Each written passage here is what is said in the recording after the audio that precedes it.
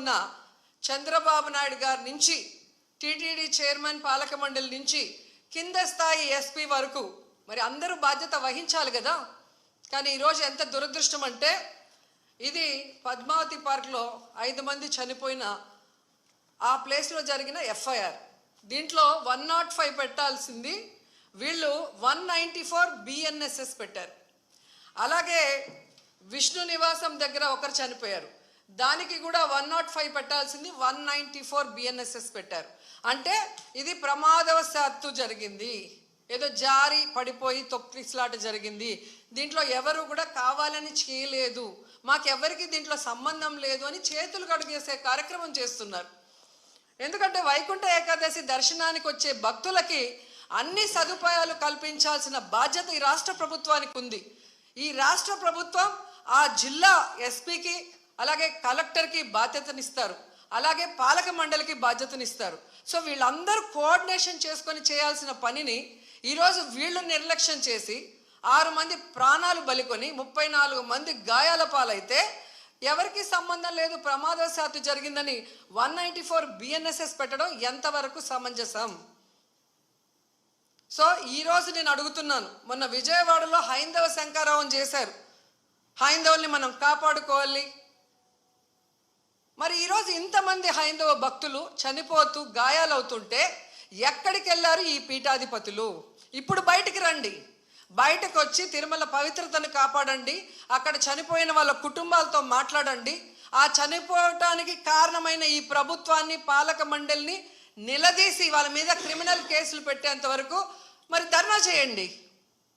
ఎందుకు మాట్లాడట్లేదు?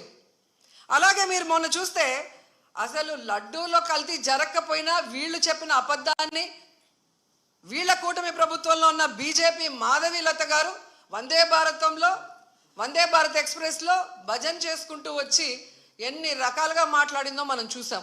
నిజంగా మీకు దేవుడి మీద భక్తి ఉంటే, భక్తుల మీద ప్రేమ అభిమానం ఉంటే ఈరోజు 6 మంది ఎవరి వల్ల అయితే చనిపోయారో ఈ ప్రభుత్వాన్ని నిలదీయండి. ఈ ప్రభుత్వంలో ఎవరెవరు ఈ చావుకు కారణమయ్యారో వాళ్ళందరి మీద మోడీ గారికి చెప్పి క్రిమినల్ కేసులు పట్టించండి. అంతేగాని ఈరోజు మీరు పూసుకొని మీరు చేస్తే మాత్రం అది కరెక్టు, వేరే వాళ్ళు చేస్తే తప్పు అన్నట్టుగా దొంగ మాటలు చెప్తూ ఎవరి మీద దుమ్మెత్తి పోయాలనుకుంటే ప్రజలు అన్నీ గమనిస్తున్నారు. అండ్ ఈరోజు మీరు చూస్తే మోడీ గారికి కూడా మేము విన్నవించుకుంటున్నాం, మీకు భక్తి ఎక్కువ ఉంది కాబట్టి ఈరోజు తిరుమలలో జరిగింది పూర్తిగా చంద్రబాబు నాయుడు గారి ఫెయిల్యూర్, ఆయన నియమించిన అఫీషియల్స్ పాలక మండలి ఫెయిల్యూర్. సో వీరందరి మీద విచారణ జరిపించి దీనికి ఎవరెవరి నిర్లక్ష్యం కారణమో వాళ్ళందరి మీద క్రిమినల్ కేసులు వేసి వీళ్ళందరినీ లోపల పెట్టాలి. ముందు వీళ్ళందరితో రాజీనామా చేయించాలని కూడా డిమాండ్ చేస్తున్నాం. ఇక హోంమంత్రి గారు ఉన్నారు, ఎప్పుడు ప్రెస్ మీట్ పెట్టి ఎవరి మీద దుమ్మెత్తి పోద్దామా, ఎవరిని మాట్లాడదామా అనుకుంటున్నారే తప్ప వీళ్ళు వచ్చిన తర్వాత ఈ రాష్ట్రంలో లా అండ్ ఆర్డర్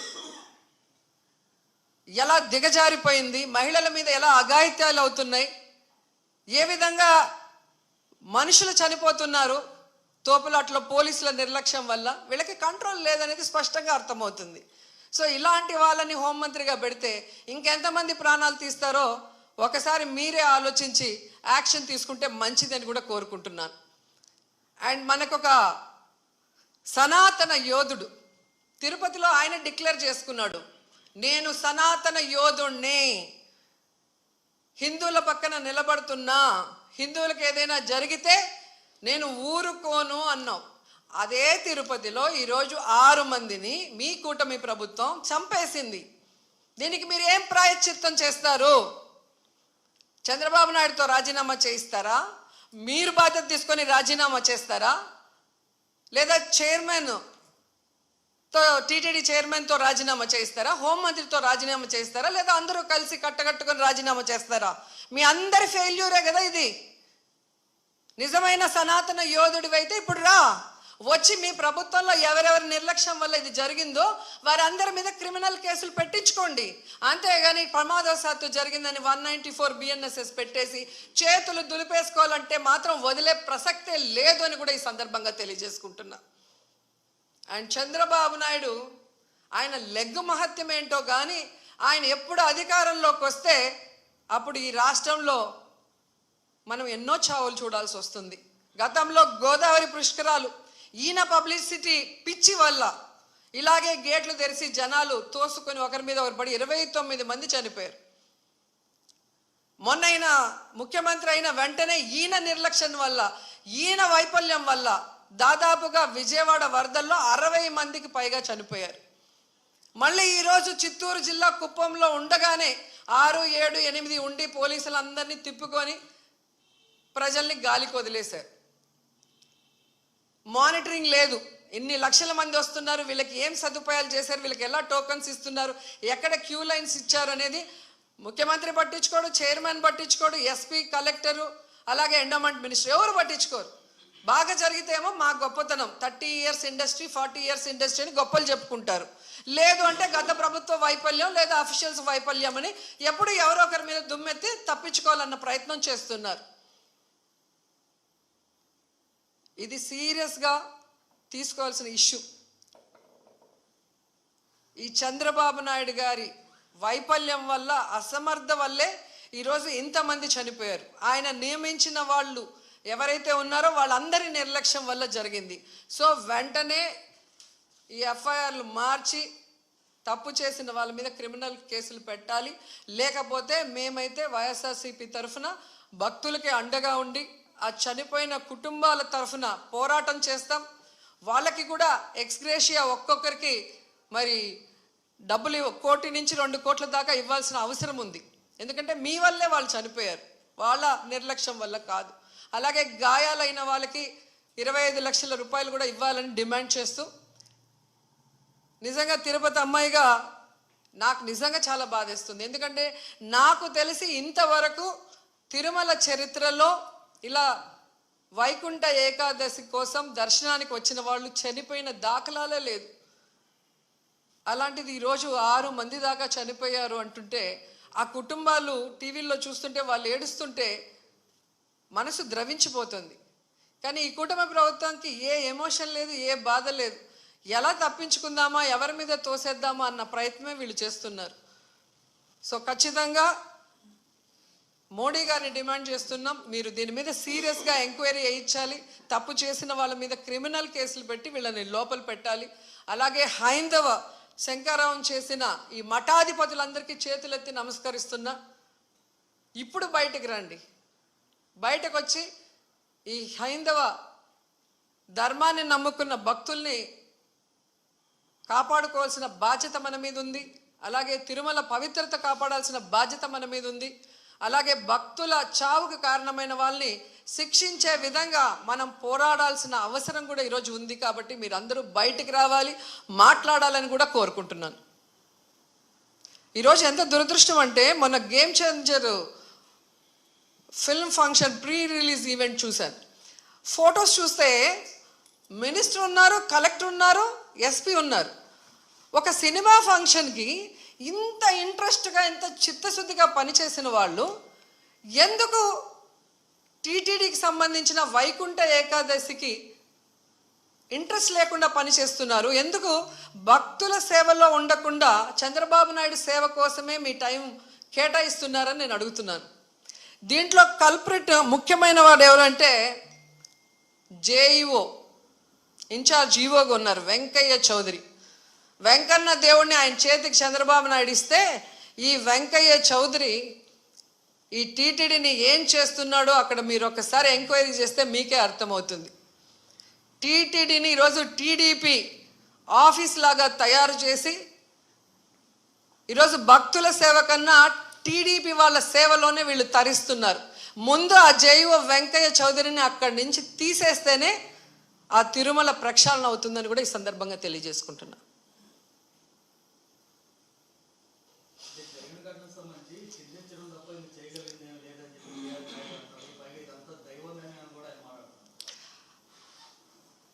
దేవుడి మీద భక్తి లేని వాడికి ఆ పోస్టు చేసే విలువ లేని వ్యక్తికి అలాంటి పెద్ద పోస్ట్ ఇస్తే ఇలాగే ఉంటుంది. ఆయన ప్రెస్ మీట్లు పెట్టి రాజకీయం మాట్లాడతాడు, జగన్ గారిని తిడతాడు. కానీ ఒక టీటీడీ చైర్మన్గా తన బాధ్యత ఏంటి, వైకుంఠ ఏకాదశికి ఎలాంటి ఏర్పాట్లు చేయాలి, ఈఓని ఎస్పీని కలెక్టర్ని కలుపుకొని కోఆర్డినేట్ చేసుకొని ఎలా వచ్చే భక్తులకి అన్ని సదుపాయాల్ని సేఫ్టీని అందించాలన్న ఆలోచన ఇతనికి లేదు. ఇన్సిడెంట్ జరిగినప్పుడు కూడా హైదరాబాద్లో కూర్చొని ఉన్నాడు. ఆయన మాట్లాడిన తీరు చూస్తే తాగి మాట్లాడా, వయసు అయిపోయి మాట్లాడా నాకైతే అర్థం కాలేదు. కానీ ఎంత కేర్లెస్గా, ఎంత సిల్లీగా ఆయన మాట్లాడిన మాటలు. నేను గుడిలో ఎస్పీ కనిపిస్తే చెప్పాను, కొంచెం జాగ్రత్తగా చూసుకోండి, ఏదో గొడవలు అవుతున్నాయి అని నాకు సమాచారం వచ్చింది అన్నాడు. మరి ఎస్పీకి చెప్పిన తర్వాత ఎస్పీ కరెక్ట్గా చూసుకుంటున్నాడా లేదా మానిటరింగ్ చేయాల్సిన బాధ్యత చైర్మన్కి, బోర్డు మెంబర్స్కి ఉంది కదా. మరి నువ్వు హైదరాబాద్లో కూర్చుంటే తిరుపతిలో టికెట్లు ఏ కౌంటర్లో ఇస్తున్నారు, వాళ్ళకి ఏం సేఫ్టీ ఉంది, వాళ్ళకి ఏమి సౌకర్యాలు అందుతున్నాయో ఎలా తెలుస్తుంది మీకు? మంత్రి గారు, ఎమ్మెల్యే, చైర్మన్, పాలక మండలి, కలెక్టరు, ఎస్పీ వీళ్ళందరూ తిరగాలి. తిరుపతిలో, తిరుమలలో ఎలా ఉన్న ఏర్పాట్లు, ఏమైనా అవసరం ఉందా అని చెప్పి అఫీషియల్స్ని కోఆర్డినేట్ చేసుకోవాల్సిన పని అధికారంలో ఉన్న వాళ్ళది. అలా చేసుకోకుండా అంతా దైవేచ్ఛ. నేను ముందే అనుకున్న ఎస్పీ గారికి చెప్పా, వినలేదు అంటే ఎవరిని ఇరికిచ్చి తప్పించుకోవాలనుకుంటున్నారో వాళ్ళే గమనించుకోవాలి. గతంలో టీటీడీ చైర్మన్లుగా పనిచేసిన వాళ్ళు కరుణాకర్ రెడ్డి గారు ఉన్నారు మనకు, అట్లాగే సుబ్బారెడ్డి గారు ఉన్నారు. ఎంత చక్కగా భక్తుల సేవలో వచ్చిన వాళ్ళకి అన్ని సౌకర్యాలు అందించి అందరూ కూడా దర్శనం చేసుకొని తరించే విధంగా ఎలా ఏర్పాట్లు చేశామో 5 ఏళ్ల కాలంలో భక్తులను అడగండి. వచ్చిన ఫస్ట్ ఇయరే మీరు ఈ విధంగా చేస్తే నెక్స్ట్ ఎలా వస్తారు భక్తులు? భయపడిపోరా? అంటే తిరుమలకి ఎవ్వరు రాకూడదు అన్నట్టుగా అప్పుడేమో ఏదో కల్తీ జరిగిందని అబద్ధపు ప్రచారం చేసి సుప్రీంకోర్టుతో అక్షింతలు వేయించుకున్నారు. ఇప్పుడు నిర్లక్ష్యంతో 6 మందిని చంపేసి అమ్మో కొండకెళ్తే ఏమన్నా అవుతుంది అన్నట్టుగా ఇప్పుడు తయారు చేశారు. అంటే తిరుమల పవిత్రతను దెబ్బతీయటానికి కంకణం కట్టుకున్నట్టుంది కూటమి ప్రభుత్వం.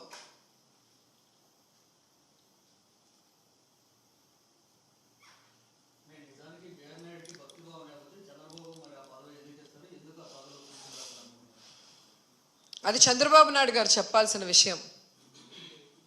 ఎందుకంటే సొంత జిల్లాలో ఇంత పెద్ద ఇష్యూ జరిగింది. బిఆర్ నాయుడు చిత్తూరు జిల్లాకు చెందినవాడే. మరి జిల్లాలో తిరుమల పవిత్రత గురించి తెలుసు, ఎన్ని లక్షల మంది వస్తారు వైకుంఠ ఏకాదశికి ఇద్దరికీ తెలుసు. వాటికి ఎలా ఏర్పాట్లు చేయాలో చంద్రబాబు నాయుడికి తెలుసు, బిఆర్ నాయుడికి తెలియదు. తెలియనప్పుడు చెప్పి చేయించుకోవాల్సిన బాధ్యత ముఖ్యమంత్రికి ఉంది. అలా చేయడం చేత కాని వాడికి చైర్మన్ పదవి ఇవ్వకూడదు. ఏ లాలూచితో ఇచ్చారో వాళ్ళు చెప్పాలి.